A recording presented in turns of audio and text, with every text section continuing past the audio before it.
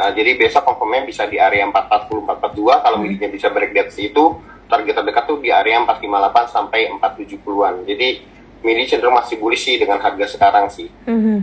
Iya, benar sih. Jadi kemarin memang ada perubahan saham-saham margin ya Pak, termasuk Unilever nggak jadi keluar. Jadi Cleo, MIDI nggak jadi. iya Cleo, Cimori, MIDI sama Unilever tetap di dalam transaksi margin.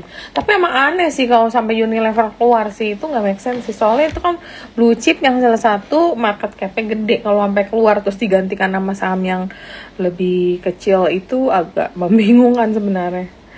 Oke. Oke, mungkin kita akan mulai bahas nih pertanyaan dari teman-teman ya. Jadi itu tadi beberapa saham yang menurut Pak Yaki boleh kita pantau untuk minggu-minggu depan. Mungkin kayak tadi aku summary, ada tadi yang menarik itu ada satu itu tadi ada RO buy on break, kemudian BBHI buy if rebound, kemudian ada Bukalapak yang patut kita perhatikan juga, ITMG, ITMG karena ada potensi dividen. Kemudian sama Bevin trading buy, sama MIDI itu ada 6 saham yang cukup menarik untuk kita perhatikan minggu depan. Kemudian ini ada pertanyaan dari teman-teman. Mana ya? Kita jawab. Pak Yaki, untuk trading jangka pendek ada referensi yang resikonya rendah di currency atau saham LQ45.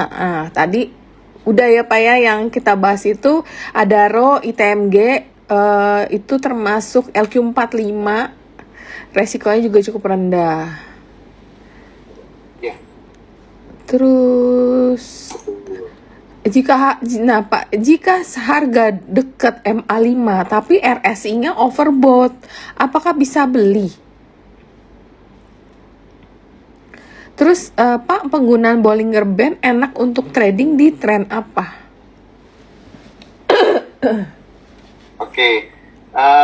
Kalau harga mendekati MA5, ya, ini konsepnya di atas atau di bawah ya? Kita anggap dia masih ada di atas MA5. Kalau masih di atas MA5, cuman RSI udah overbought, lebih baik kita tunggu koreksi minornya dulu, karena biasanya pasti di antara MA 5-nya itu pasti ada garis support vertikal yang kita bisa gunakan seperti open high low-nya, OHLC-nya. Jadi memang emang kita bisa jadi memang kita bisa cari di RS itu, karena memang kalau RS saya overbought, cenderung kalau saya sendiri tidak akan memaksakan untuk masuk, tapi lebih cenderung cari titik dia koreksinya di berapa, lebih ke situ sih Pak. Terus untuk Bollinger Band, enaknya untuk trading di tren apa? Semua tren bisa menggunakan Bollinger Band ya. Dalam artian kita kan nggak murni hanya menggunakan satu Bollinger Band, tapi kita juga dibantu oleh MACD, RSI dan stokastik untuk melihat apakah itu udah overbought, oversold, dan histogramnya udah masuk positif atau negatif ya. Jadi menurut saya sih Bollinger Band tetap enak digunakan. Ketika udah di upper Bollinger Band, kita prepare untuk sell on strength, di area lower Bollinger Band kita prepare untuk buy on weakness. Ketika harganya break di middle Bollinger Band dari bawah ke atas, berarti kita posisi untuk additional buy, dan begitu pula sebaliknya kalau dari break middle Bollinger Band dari atas ke bawah, kita cenderung reduce posisi untuk mengurangi posisi untuk ambil posisi nanti buyback di area lower Bollinger Band untuk buy on weakness. Jadi memang semua tren sebenarnya menurut saya bisa digunakan menggunakan Bollinger Band untuk tradingnya sih. Oke. Pak, boleh tanya untuk saham BTPS sama TPIA? Oke, ini menarik nih sebenarnya kalau BTPS ya, karena memang dari beritanya sendiri aset dari perbankan syariah juga cenderung meningkat ya, dan BTPS ini emiten kedua yang terbesar ya untuk segi asetnya. Jadi menurut saya sih kalau lihat pergerakannya sekarang juga cenderung masih tertahan di atas MA20-nya ya, dan Bollinger Band-nya cenderung menyempit. Jadi harusnya dengan kondisi harga saat ini saya lebih rekomendasikan untuk trading buy ya untuk BTPS dengan target terdekat di 220 sampai 2260-an. Cuman kalaupun koreksi area 2100 2120 kita bisa gunakan area untuk buy weakness untuk BTPS-nya. Jadi lebih fleksibel sih kalau lihat berikan hari kemarin juga, karena kenaikan juga volumenya 4 hari terakhir agak Lumayan. turun ya. Iya, iya. Jadi rawan untuk koreksi minor, cuman nggak usah khawatir sebenarnya kalau masih bertahan di atas 2100, area untuk buy weakness masih cukup terbuka ya. Iya. Untuk TPIA-nya sendiri, Tapi ya koreksi oke, dikit. kalau kenapa Bu? Ya, kemarin agak terkoreksi dikit. Apakah menarik untuk kita entry juga nih? Karena Baritonya udah lari 11% ya. Betul, kalau kita lihat dari pergerakannya sebenarnya koreksi kemarin 1,4% juga volumenya tipis ya. Benar. Jadi harusnya sih area di selama TPIA-nya masih kuat bertahan di atas 2100, 2110, potensi untuk TPIA-nya rebound balik ke atas 2200 masih cukup bagus sih. Jadi teman-teman kalau memang punya saham TPIA bisa perhatikan di area 2100, 2110. Kalau kuat potensi reboundnya masih cukup bagus ya untuk TPIA-nya balik ke atas 2200 sampai 2280-an. Jadi menarik sih TPIA untuk buy on weakness di area 2110-an sih. Terus Pak, itu aku mau nanya ya, kalau untuk stokastiknya sama RSI, yang satu kan overbought tuh ya, oversold ya RSI stokastiknya, yang RSI-nya belum terlalu, benar gak sih? Terus bedanya apa sih Pak dua TPIA itu? ya, Bu? Iya.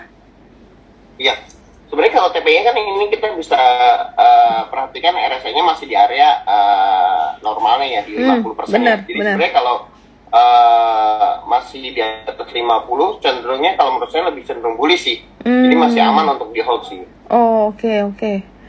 Jadi sebenarnya penggunaan untuk RSI sama stokastik itu gimana sih Pak? Aku nih soalnya aku belum pernah belajar yang stokastik nih Pak. Jadi menarik juga untuk kita belajar nih di sini. Banyak kan aku pakai RSI. Sebenarnya kan kayak stokastik dan sebagainya juga itu pasti kita bisa tarik trennya juga ya.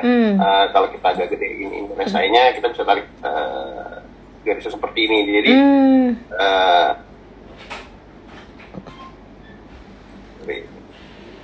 nah kalau lihat garis seperti ini, jadi makanya tadi saya bilang kalau potensi koreksi masih ada karena kalau kita lihat juga MACD-nya kan agak potensi untuk dead cross ya. Iya, di benar, area. benar. Jadi potensi koreksi ada, cuman kalau kita lihat ini lihat dari RSI-nya udah mendekati area support uptrend-nya. Jadi harusnya sih area 2110, makanya tadi saya bilang 2110 kalau TPIA-nya kuat bertahan, potensi untuk rebound-nya masih cukup bagus.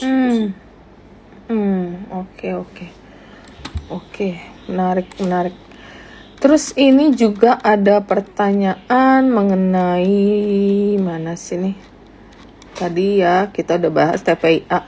Oh, ini ada pertanyaan Pak Yaki, saya newbie, mohon izin, apakah BCA Sekuritas punya cabang di Semarang? Terus dia minta kontak personnya.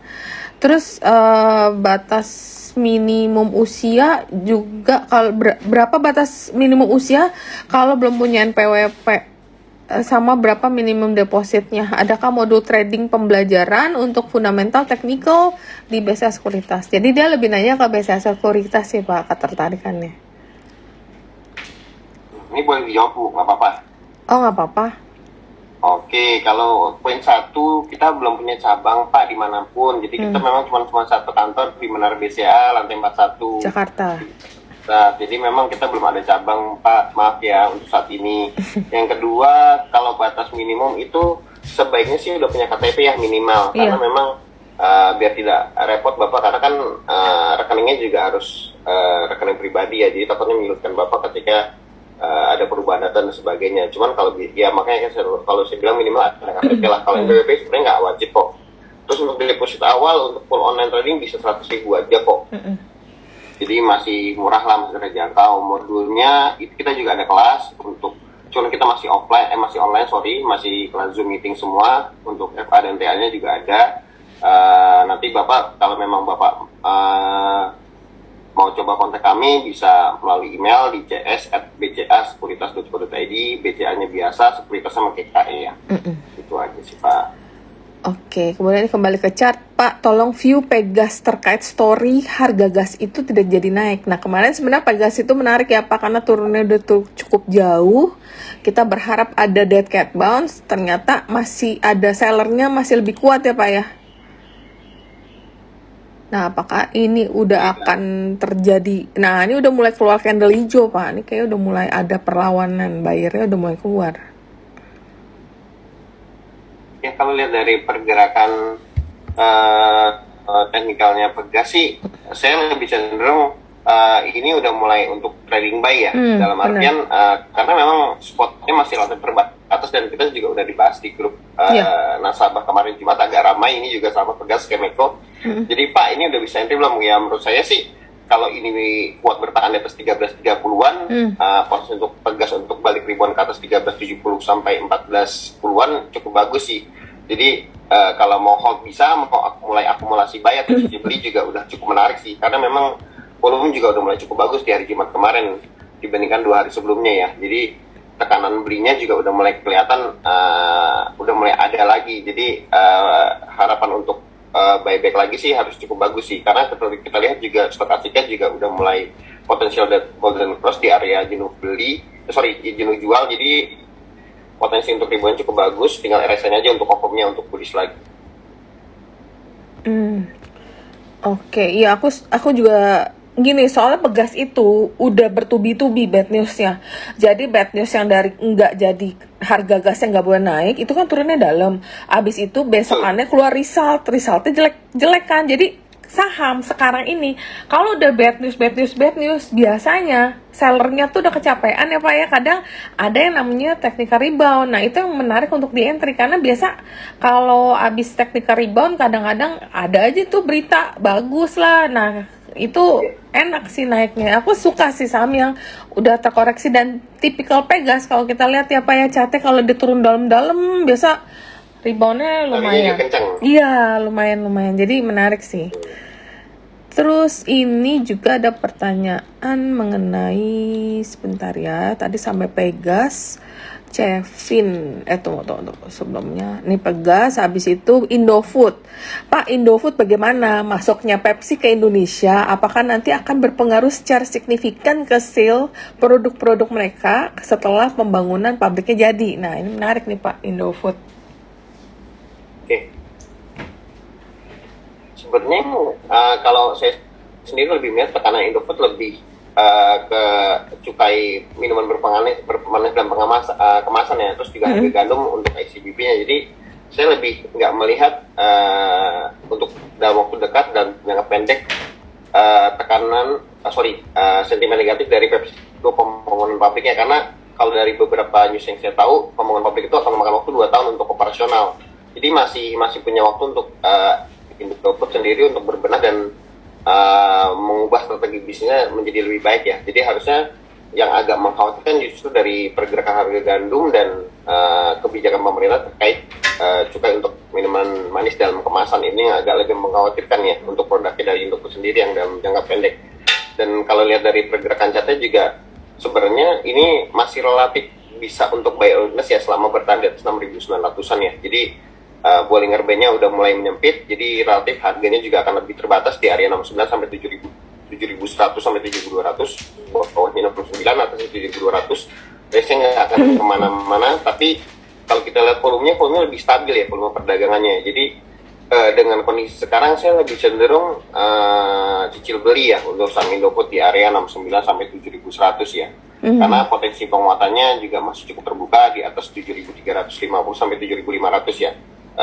Indofood kan juga sebagian besar juga 40% lebih juga ada kontribusi dari sektor CPO. Jadi memang masih menarik untuk Indofood bergerak lebih tinggi karena memang sektor CPO juga lagi mulai memanas lagi kan. Selain demand-nya juga mulai naik, juga stoknya juga mulai turun, jadi harusnya harga CPO juga naik. Jadi ini bisa berimbas ke saham Indofood-nya juga.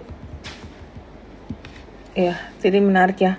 Boleh nih terkait Elsa Pak, mungkin Elsa salah satu yang kemarin naik banyak juga terkait karena lonjakan harga oil nih. Ini ada yang tanya, Elsa gimana Pak reviewnya?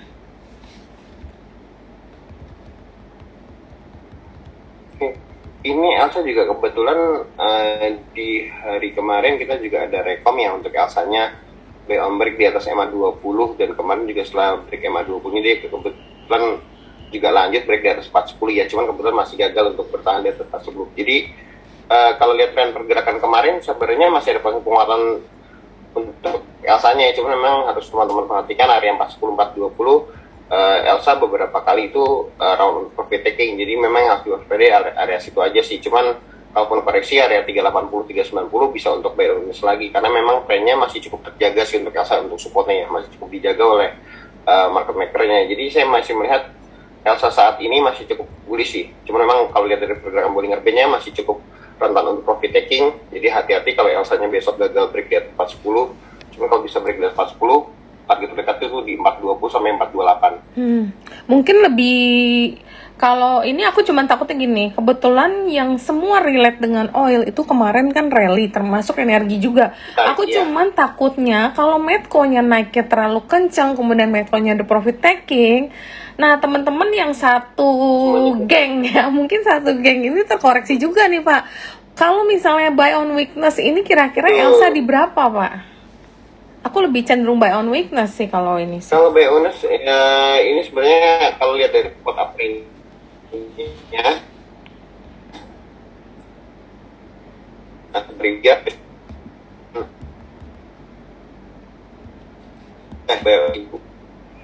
kita mau ambil terdekatnya seperti Elsa, karena memang tadi udah saya bilang juga area 410 Elsa besok Senin kalau nggak kuat terus untuk sell offering dulu. Benar gitu. Terus apalagi ini udah jarum suntik ya Pak ya, kemarin itu kayaknya banyak copet juga nih yang take profit di atas nih ya. Iya nih. Karena kita ngomongin Elsa mungkin tanggung kalau kita ngomong energi nih Pak. Kelihatannya energi juga kemarin breakout. Jadi apakah energi juga chartnya mirip-mirip nih sama mereka ini?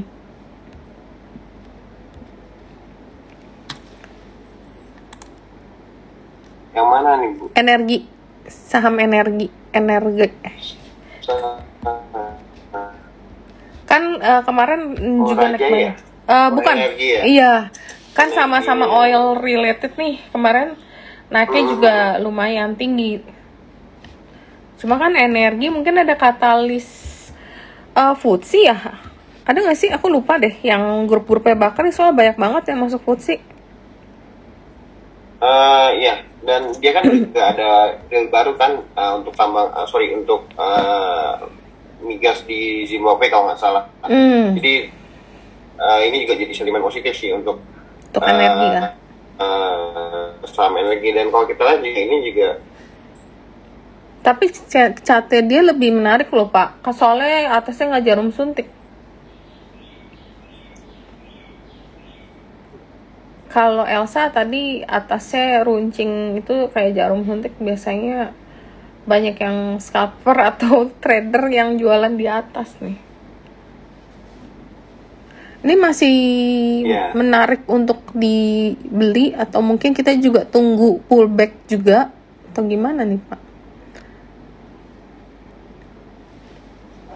Sebenarnya kalau lihat dari 3 indikator MACD, RSI dan statistik, saya masih cenderung buy ya. Cuma memang yang harus diwaspadai adalah jangan sampai energinya turun di bawah 258. Kalau energinya turun di bawah 258, better kita buy on risk di area 248 250 sih Bu untuk energinya ya.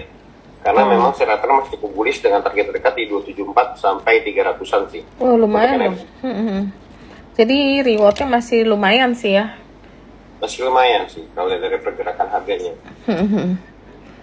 Oke, terus ini 3 oil ini masih menarik, apalagi secara teknikal oilnya masih quite strong ini ya. Mana sih tadi sampai di harga ini ada yang nanya Raja juga nih Pak. Raja kemarin juga sebenarnya Raja itu kayak 2 hari. 2 hari yang lalu kayak udah mulai breakout loh Pak sebenarnya. Cuman aku pikir ntar aja deh, tahu-tahu kemarin naiknya kenceng. Udah ada kayak uget-uget kalau aku bilang tuh, udah ada signal. Kemarin naiknya lumayan tinggi. Ya. Betul. Nah, ini Raja tinggal besok confirmnya. Itu sebenarnya kalau Raja dengan harga sekarang sih udah cukup menarik ya Bu, karena memang masih ada gap di area 1050 sampai 1075. Jadi besok tinggal confirmnya apakah besok bisa tembus di atas 1000 atau enggak sih. Kalau kuat bisa itu sih menarik sih. Cuman kalau besok nggak kuat, terdekat Waktu itu di 905 lagi sih untuk rajanya sih. Oke.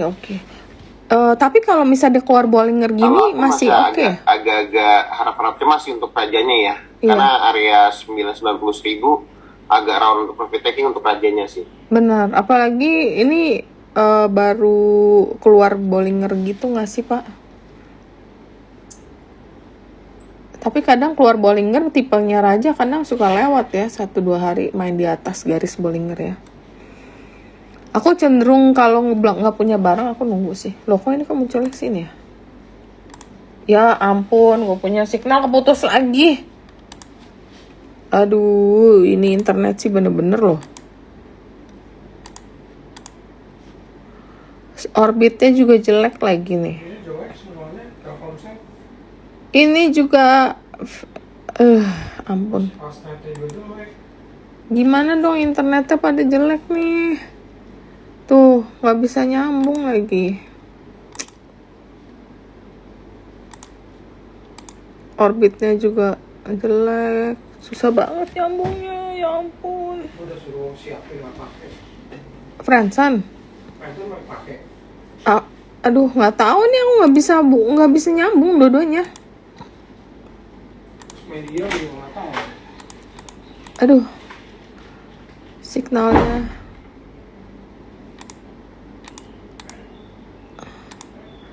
Nah, aduh, belum nyambung.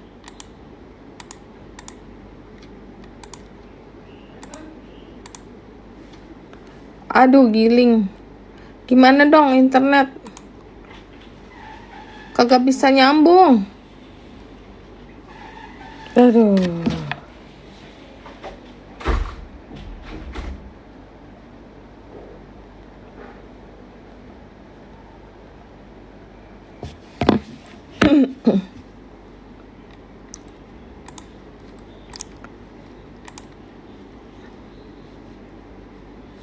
Ya ampun, ini parah banget sih nih internetnya. Gimana dong? No internet, oke, no internet. Nah, nggak nyambung.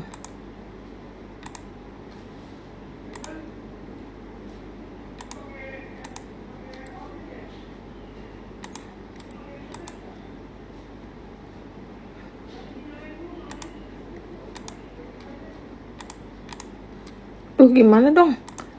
Internetnya nggak nyambung.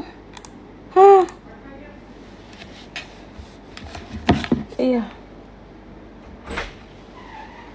Gak bisa masuk. Ini gue udah gak pakai internet dua-dua HP-nya. Capek deh.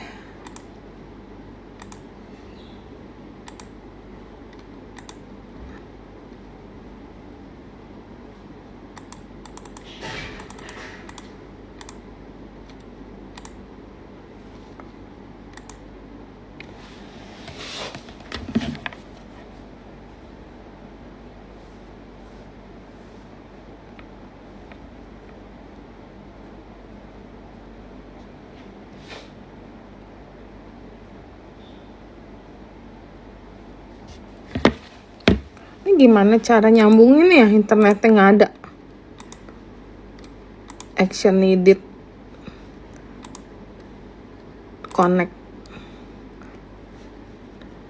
Ini my orbit is not working. Ini parah loh. Gimana dong? Kita hidup nggak punya internet.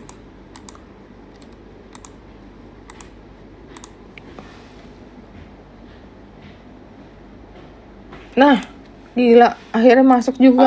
Sekitar MA20 dan 6550 ya. Jadi saya menyarankan 6550 sampai 6625. Besok teman-teman bisa perhatikan kalau Astra bisa break di atas 6550, 6525, harusnya kita bisa hold atau additional buy untuk posisinya Astra ya, dengan target dekat di area 6750 sampai 6950-an. Jadi itu confirm untuk Astranya ya. Area resisten 6550 sampai 6625. Kalau besok break kita bisa hold atau additional buy dengan target 6750 sampai 6950. Kalau untuk buy long glass bisa di area 63 sampai 6375. Terus untuk Chopin Ini Astra yang bikin jelek adalah bad news terkait sepeda motornya, karena banyak bermasalah di ESA, rangkaian kearatan dan sebagainya. Cuman sebenarnya Astra masih menunggu kebijakan pemerintah mau seperti apa. Kalau memang perlu di recall, sebenarnya kalau dari internal kebijakannya mereka siap-siap aja. Cuman kan ini kan tunggu dari kebijakan pemerintah yang akan diambil seperti apa. Itu aja sih bad newsnya. Selebihnya harusnya dari penjual mobil Gaikindo juga masih cukup bagus. Data terakhir juga market share Toyota masih di atas 40%, jadi harusnya masih bisa jadi kata positif untuk Astra dari sepeda motornya, karena sepeda motor di kontribusinya nggak terlalu besar ya, walaupun cenderung penjualannya lebih tinggi daripada penjualan mobil.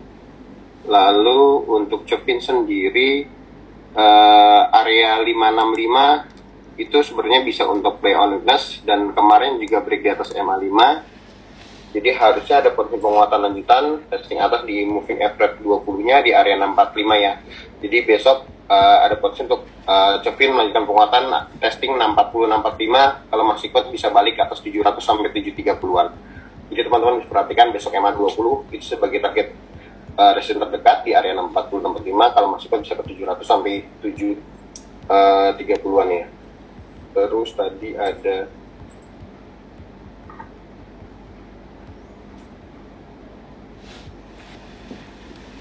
ada yang nanya ESA ya? ESA udah? ESA belum Bu. Tadi baru Astranya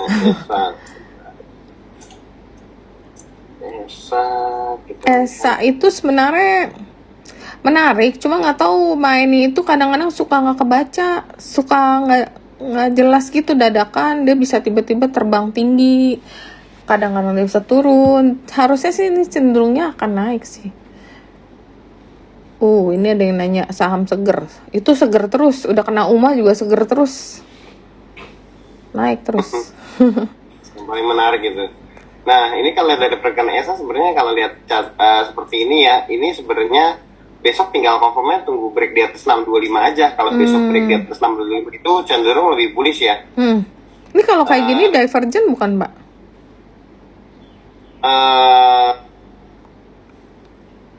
Mirip divergent sih sebenarnya sih. Cuman yang agak aneh memang ESA agak susah ditebak, tapi Ibu bilang. Iya. Cuman biasanya kalau kita lihat dari pergerakan sejak Juni sampai terakhir itu biasanya ESA kalau bisa break di atas MA20 potensi upside-nya lumayan sih.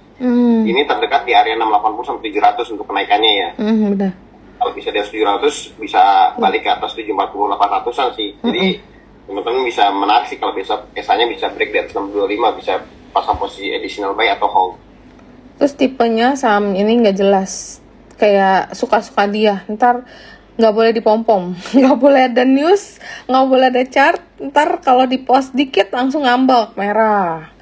Ntar diem, tiba-tiba dia naik kenceng. Jadi emang agak antik sih. Jadi serba salah gitu. Kadang kita mau alert ke teman-teman, ini boleh pantau ya. Ini kayak teknikalnya udah mulai bagus. Kita kasih teknikal, ntar besoknya diturun. Aneh emang barangnya. Terus ini Pak, tadi banyak yang nanya seger, karena memang itu naiknya pertama tuh aku pikir nih saham apa ini seger, ternyata naiknya banyak banget. Ternyata di kontraktor juga. Mungkin abis ini kita bisa lihat Maha ya. Boleh Bu. Nah ini sebenarnya kalau lihat dari pergerakan seger ya, kalau secara teknikal sebenarnya ini udah cenderung lebih ke sell ya, atau sell on strength. Cuman kalau lihat dari pergerakan kemarin Jumat, saya lebih optimis besok kita bisa trading buy ya untuk saham segernya ya, dengan confirm awal itu kalau segernya bisa balik ke atas 1430-an ya. Jadi kalau seger besok bisa break di atas 1430, ada potensi untuk seger balik uji resisten di area 1480 sampai 1570-an. Jadi besok bisa dikonfirm sama teman-teman area resisten 1430-nya. Kalau nggak kuat, better sell on strength dulu ya, untuk balik koreksi minor uji area 13-1320-an. Cuman kalau segernya bisa balik di 1430, saya lebih cenderung segernya bisa balik ke atas lagi, ke utara lagi, trennya lebih ke utara. Jadi koreksi 2 hari minor ini kemarin agak ditarik di sesi 2 sih. Jadi harusnya sih potensi menarik untuk besok hari Senin sih, untuk mengawal seger di area resisten 1430 sih. Oke. Nah karena segini kontraktor juga yang mirip Maha nih, kalau Maha ini gimana?